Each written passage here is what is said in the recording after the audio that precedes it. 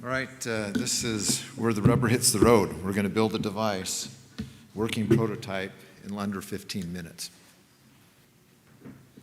So what we want to do is, you've learned about all the details of OCF and IOtivity and the different tools we've got.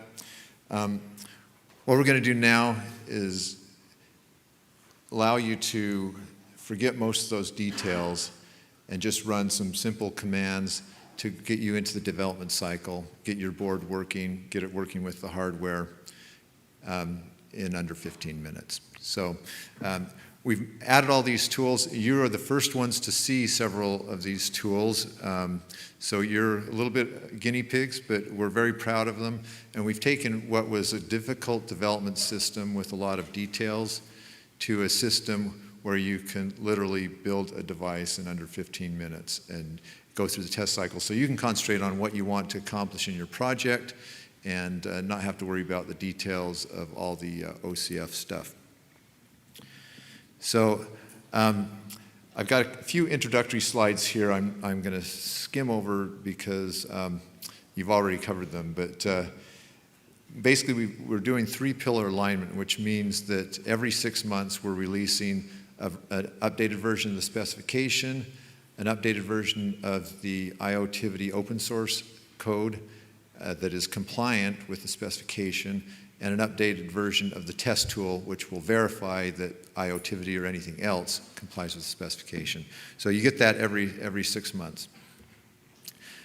We've got a complete set of development tools.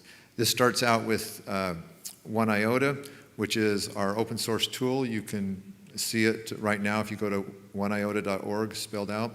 That is where all the resource models are stored. Now, resource models are central to everything. So they describe simple things like temperature, pressure, switches, things like that. And they're fundamental, tiny, small pieces of the functionality.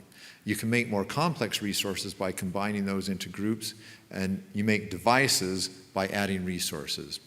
So the interoperability is defined at that layer, which means that you can define a refrigerator, which is a device, has a cooling chamber, maybe a freezing chamber. We define it minimally, so you can say you want to be a refrigerator, but then you can add your instant beer cooler or your special vegetable control panel or whatever, add those as new resources into that device and distinguish your device. But everybody who's a refrigerator has that minimum set of resources, and you will be able to control their refrigerator. They will be able to control your refrigerator as long as you have the authority to do that. So interoperability is the key component of OCF, the design system. So we define this on multiple layers. Well, we've got the tool chain that Wouter's walked through in some detail. There's some very nice convenient scripts that will let you get everything set up, first of all, with that curl, and then after that you run through generation of code and compiling and your editing and running loop. We've also got these great tools that automatically will generate your user interface or allow you to do detailed control of that. This is the hardware that we had for a demo that we did at CES and some kits we handed out there. So instead of the EnviroFat board, you'll have the automation fat board, which is more about control of sensors. So I wanted to say a little bit more about 1IOTA. If you go to 1iota.org, you'll see this. It's a way to open source and crowdsource all the resource models we have. It's a very simple sort of IDE for data models, and it has some process on the back end for control. So if you come up with a new widget, some sort of resource that you want to create, the first thing you should do is go in and see if it's already there. And then you can go through the process of defining that. There's tons of examples. I think we've got 100-something resources already defined. So you can scan those. Those are what you're going to use in your device description file that's going to drive all your code generation. So probably what you need is already there. If it's not, we're continually adding new resources to that, and you can add your own resource. To do that, you would create your resource, copying something somebody else did, and add your specific features, and then submit that. When it's submitted, it goes to OCF organization. We have a team that evaluates those data models and ensures that yours is unique and serves a useful purpose, and then you can get that submitted. Also, several organizations are participating with us, like EEBus and all join in that are submitting their own models. So besides just having models that describe basic functionality, OCF acts as sort of a central repository that's a superset of all those other models. So what happens is when we build bridges, those bridges automatically go through the resources defined in 1IOTA and allow you to interoperate with like Zigbee or Z-Wave or EEBus or any of these other operating systems that are participating with this. And we're getting lots of partners that are submitting their models. So it's really designed to break down those walls between devices and ecosystems. So we also use that to generate the code. We use that to generate some of our specifications. We actually generate the specifications from the real resources rather than vice versa. And the PIX file that we use for testing, the introspection file that generates the user interface, all that stuff, everything is centralized around 1IOTA as the basic resource. So let's build a device. In this demo, the environment is basically already installed on what you have. I have to do a little testing to see if everything is there in the right place, but if not, you can run that curl command to install everything in the right place. And then we're going to edit a device description file, then we'll generate the code, we'll run that, okay? So the slides here go through the whole process. A lot of that I've kind of done in advance to make the presentation run a little more smoothly. But this explains how to set up your Raspberry Pi and all the development tools. And then we're going to generate the device software and support files.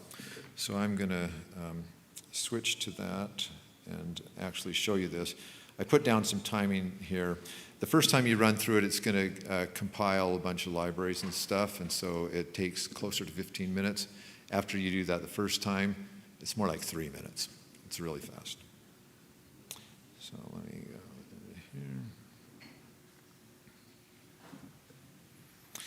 here. Okay, so here's our Raspberry Pi.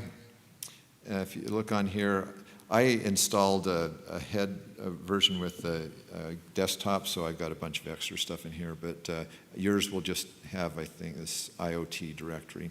And that's where we're going to do everything.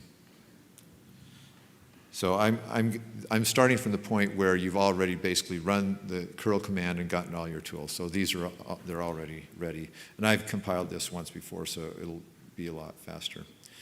So if we look in there, we've got a bunch of tools that we can use. The green ones here are the scripts that we've provided. And what we're going to do is, first of all, we're going to run the code generator that will build our actual device. So I'm going to do that. Oops, I have to actually finish my shortcut. There you go. Okay, so this is going through, it's building the source code for the device, it's building the introspection file for the device, and it's building the PIX file, and it's done. So hopefully you didn't blink, but that's ready to go. Now, one thing I'm going to do is I'm going to reset the onboarding file so nobody owns it. So there's a convenient script to do that called reset. And then I'm going to run the device. And there it is. We're done. But you probably want to know how to control it, so we're going to do that as well. Okay, so this is the onboarding tool generic client that Diego showed you. So we've got all the right stuff in the right places, and I want you to actually watch both of these screens here. So there's our client with OTGC, and here's our server right in the background. So it's just waiting to see what's going to happen here. So the first thing we're going to do on the client is try to discover the device. So it's scanning the devices,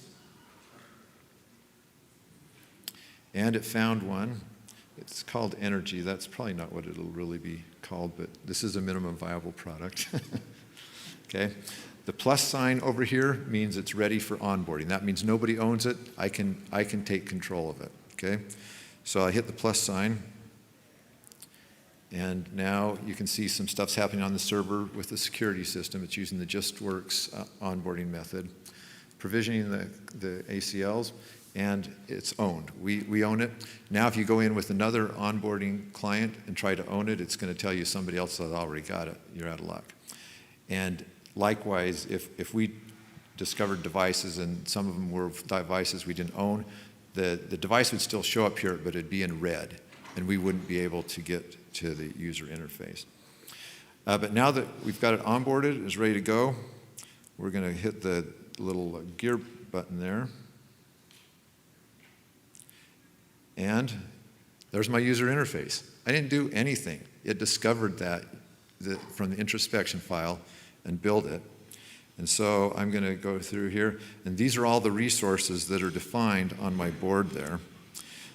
So I'm going to click on the light, and you'll see in the server window, it's saying true. I can click again, false, true, false.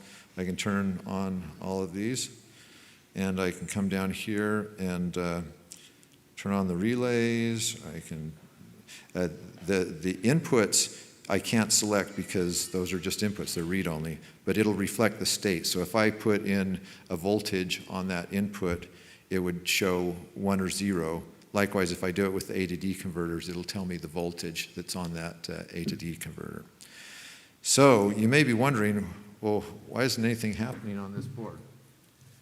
That's what you got to do, okay? So what we're going to do now is we're going to go through the development cycle again, but we're going to add in the code that interfaces with that particular board. And I've provided code so you don't have to write that. It's pretty tricky because I've only got Python libraries and I'm calling them from C, and I had to learn how to do that, but it's working. So we're going to exit our onboarding tool here. Oops. And we're going to go back and do some code. So coming back here, and you'll see the development cycle stuff here. So I'm going to Control-C out of this. I'm going to run a different script just to show you how it works, called edit code. And that brings up our C code. And you can see that this will do everything that you've seen so far. This is automatically generated. I didn't write any of this directly. So with nothing going on, you'll be able to see it go through all those resources. It'll put up the value of the switches, et cetera, so you can see exactly what's going on. But I've written the code that does the interfaces, so I'm going to just copy that over here. So I'm going to get out of this, and I'm going to copy. I should have written a script for this, but I didn't. So you're going to have to bear with me as I type this out. Let's see. I got to remember where it is. Okay.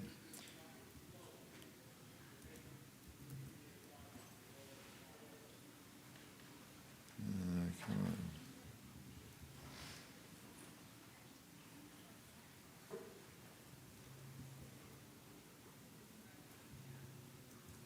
There we go.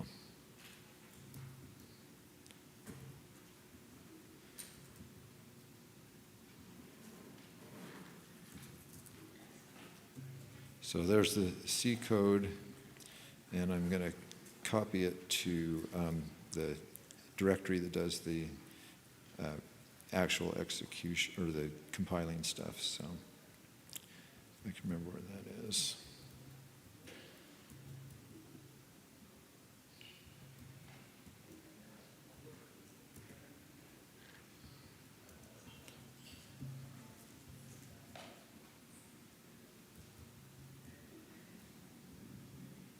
Okay. All right, so I've copied over the code that actually does things. Also, since these are Python libraries, I have to type in another little command here to make sure that those work.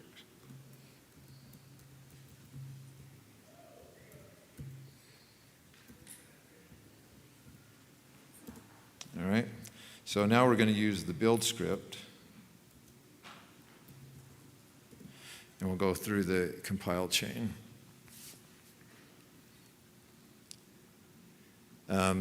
Since I've compiled the libraries and stuff already, it's going to skip through most of this stuff, and then it'll get down to compiling the server.cpp code that I just built.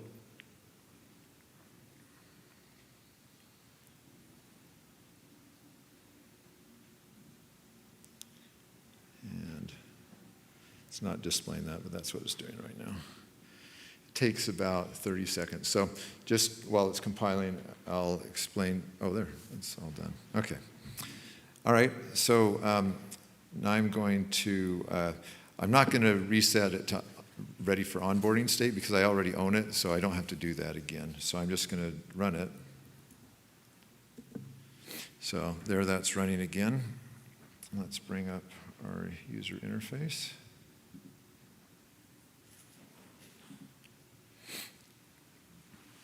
Okay. And we're going to go through the discovery process again here just to make sure, show you that it's still discovered as a client or as a server that we own. Okay, so that's there. And now we go into this. Our interface is still there. And with any luck, there's our comms light, there's our power light, there's our warning light. I'm going to turn on the relays. If you listen closely, you can hear those. They just click a little bit. And that's it. We got a working hardware prototype while I was on stage. So, thank you.